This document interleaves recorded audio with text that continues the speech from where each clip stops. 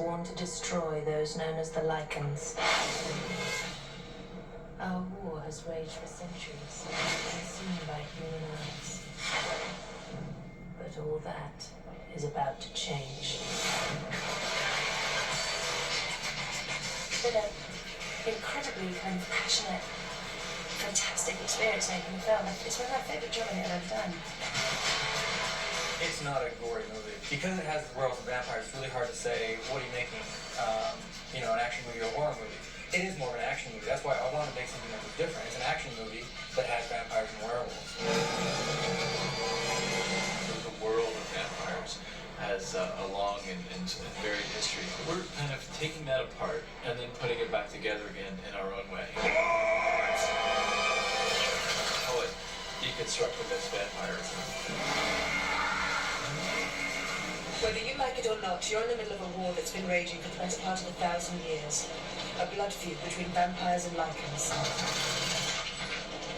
Werewolves. It's a red-hot script. It's quite easily identifiable as a rocker. Whatever the genre, it absolutely works. No! And it's not just, cars blowing up and guys jumping off the roofs. It's really slick and it's interesting. I really feel like we've got our own movie. Get you out of here. Victor's in his wearing will possess weapons like the Lycans do. Because you two just for helping me. I know. I open the script, I read the first page, and all of a sudden I start reading it, I'm like, it just jumps, grabs you. And I think the writing is phenomenal. It screamed, this is cool, this is going to be cool.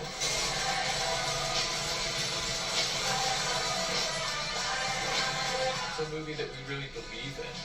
We made a movie that we would go see ourselves.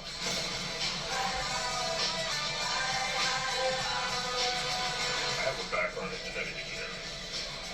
Given that, I wanted to take a different approach to the werewolves and vampires in this film. I wanted to use science as a basis rather than mysticism. We've been searching for someone, a direct descendant of the Alexander Corvinus, first true immortal. The werewolves want to find somebody with a special trait. They were after you. Other than food, why would Lycans stalk a human? I created a virus, which was the reason why vampires and werewolves became what they had finally become. If Michael is indeed a carrier, a vampire. Relax, old friend. I've tasted his flesh. Soon he will come looking for us. We lost him. You lost. It's him. Do yourself lucky.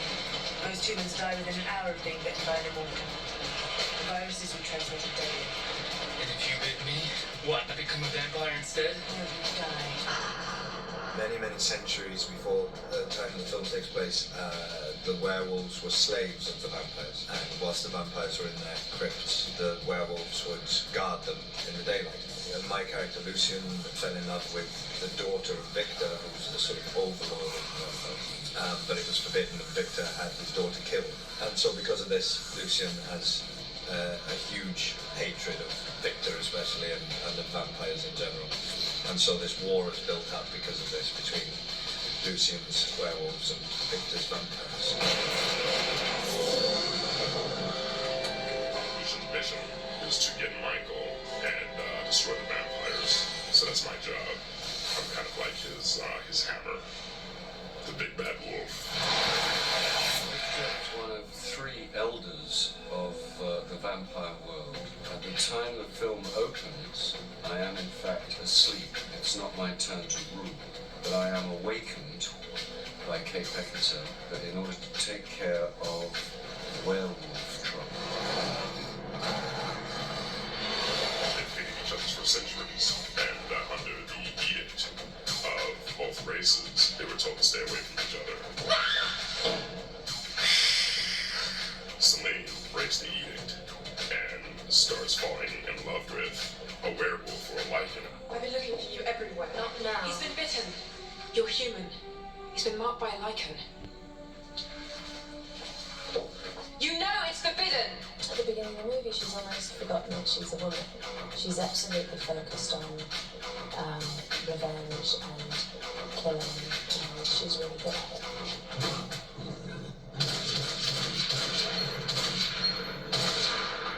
When she meets Michael, she starts to kind of get a kind of memory of what it's like to be human and to be with humans. I'm not staying here alone. You would if you want to live. No, I want to go with you. She is not completely human, but she is actually human somewhere underneath there. What are you doing? I'd hesitate in calling it a love story because that's not that fleshed out in this chapter of whatever this will be. But it's more of a dynamic attraction. I don't know if I'd say it's falling in love, but there's definitely a push-pull element to it. Is that Michael? Is it Michael? What the hell is going on? What's happening to me?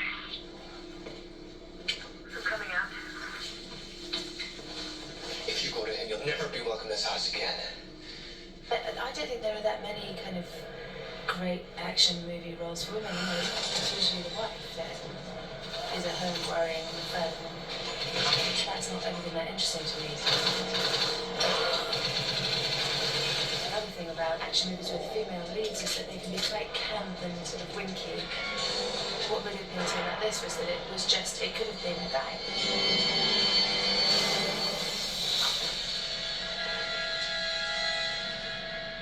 And I thought that was really fresh and interesting, and then I had to pull it off.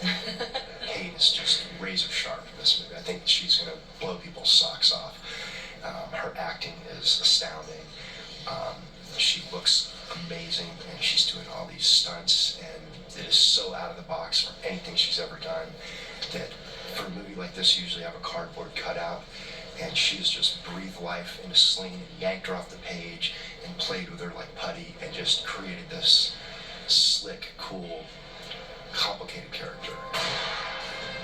This is an action film, and the special effects, the monsters are just incredible, and I'm very, very scared by them. They're just so real, and Guy Himber and his group of people at the Creature Shop have designed these monsters, and Bill Nye is so frightening to me when he's wearing his prosthetic makeup as Victor that I can't look him in the eye. Leave us.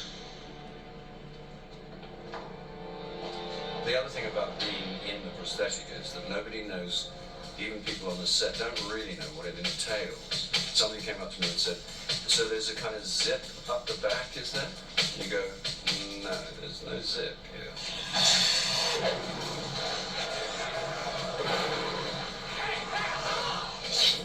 We are a film that is trying to do most of our effects live. There are a lot of things that digital effects really can't do. And coming up with lifelike creatures that can interact with human actors, it's impossible for digital effects. Our werewolves could walk down the street and people would run screaming. So putting werewolves that are tangible things, guys in incredible suits with animatronic faces, it's going to be something special. What Kurt's wearing is just the head and animatronic vest that's part of the werewolf costume. He has a full range of lip movement, muzzle movement.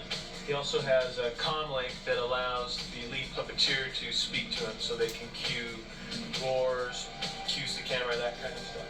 And that all kind of works together. Those actors with the animatronic heads are actually looking at a video feed, so they have absolutely no depth perception whatsoever. And most of the stuff with werewolves will be on special stilts. They're all built specific to the performer. It's basically carbon fiber sockets that are built around the life cast of the person's legs. And then we find performers that are willing to suffer the abuse of learning them and doing so.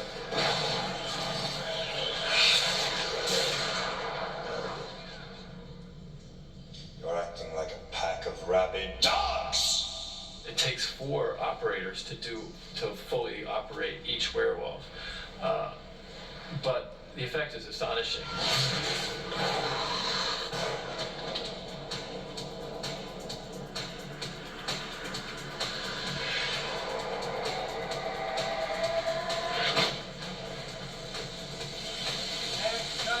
Celine's jump originally, I think, was a 50-foot jump and turned into about a 100-foot jump. Celine's double, Nicole Randall, gets on top of this building. She's connected to a cable which runs up above her and then down to our system that was on the ground. And basically all she has to do is step off. We stopped her 15 feet in the air, and then we overlapped another piece from about 20 feet in the air that took her straight to the ground, where in one shot she stepped and walked away.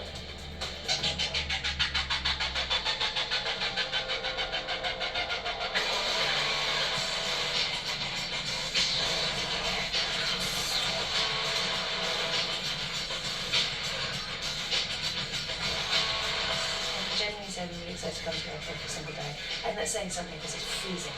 You know, it's just been, it's so lovely to be in a kind of real team of people in the best sense. Action, like it. You have the first draft, which is yours, you're in love with it, it lives in your mind, and then when you get to the realities of filming, things change, things come alive, and just snowball, and it takes on a life of its own, because it is a different entity in the script. We've done like vampires versus werewolves, and just combining the two, and that really interests me. There's a lot more of a world that you can create. I always have enjoyed vampire movies. They're sexy, they're funny, they make you make your hair stand up. What's cool about this one is that given the people involved and the script, it has every chance of being the greatest vampire movie ever made. I did what was necessary to protect the species, as I am forced to do yet again. Underworld is a very cool movie. When I talk to my two daughters why they want to go see Underworld, it's because Kate Beckinsale is so fantastic. She's powerful, she's sexy, she's, what's the word, rad.